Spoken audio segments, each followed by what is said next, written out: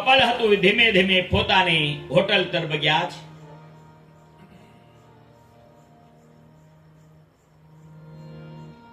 કારણ કે એનું મન પવિત્ર નથી. કપડા બગડ્યા અને સંતનું અપમાન કર્યું. આપણે આપણું શરીર ગમે તેવું હોય પણ કપડા આપણે બરાબર સ્વચ્છ રાખીએ, પણ અંદરનો જ્યાં સુધી આત્મા સો પરમાત્મા પવિત્ર નથી બનતા ત્યાં સુધી બધું જીવનમાં નકામું. પેલું યુગલ પોતાની હોટલમાં ચડતા ચડતા એ ભાઈએ બૂટ પહેર્યા હશે, ચોમાસાનો સમય હતો, પગથિયા ભીના હશે, 10 પગથિયા ચડ્યો અને ત્યાંથી એ લપસ્યો અને નીચે પડ્યો છે. નીચે પડતાની સાથે પોતાના હાથમાં ફ્રેક્ચર થઈ ગયું.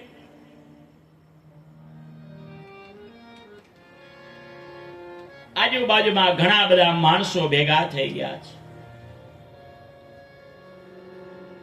એમાંથી 2-4 માણસોએ સંત પાસે હજી ખાડામાં પડ્યા હતા. 2-4 માણસોએ સંતને કહ્યું કે હે સંત, તમે શું ઓલી વ્યક્તિને શ્રાપ આપ્યો કે શું? એ પણ સીડી ચડતા ચડતા પડ્યો અને હાથમાં એને ફ્રેક્ચર થઈ ગયું. અને હું જ્યારે પડ્યો, મને ધક્કો માર્યો, 2-3 લાફા માર્યા અને હું ખાડામાં પડ્યો, ત્યારે બંને નવ દંપતી ખૂબ જ હસ્યા.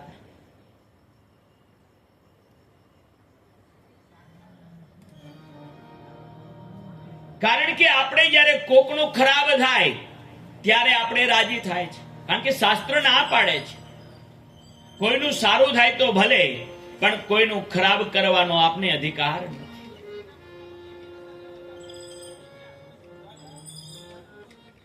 અને હવે એનો પોતાનો વારો આવ્યો છે.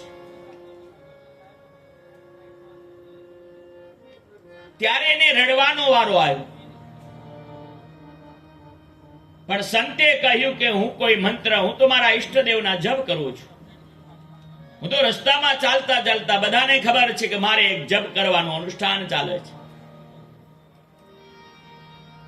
પણ હું ખાડામાં પડ્યો, મારા કપડા બગડ્યા, છતાંય હું તો કાંઈ બોલ્યો નહોતો.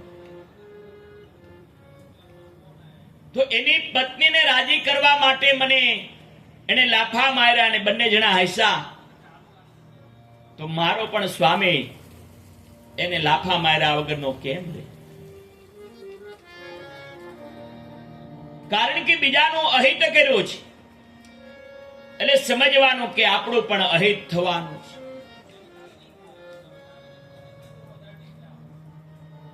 દિવ્ય ભગવાનની કથા એ સમજાવે, બતાવે કે એને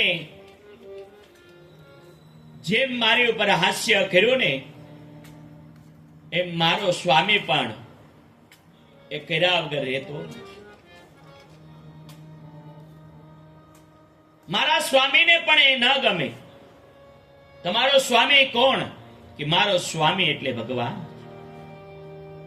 હું જેનું નિરંતર સ્મરણ અને ચિંતન કરું છું.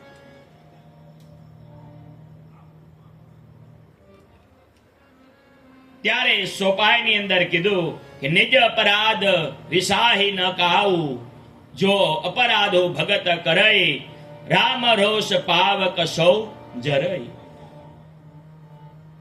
કોઈના ખરાબમાં ક્યારે હસવું નહીં, ક્યારે કોઈની નિંદા કરવી. જેમ આંગળી સિંધાનું પુણ્ય મળે છે એમ આંગળી સિંધાનું પાપ પણ લાગે છે.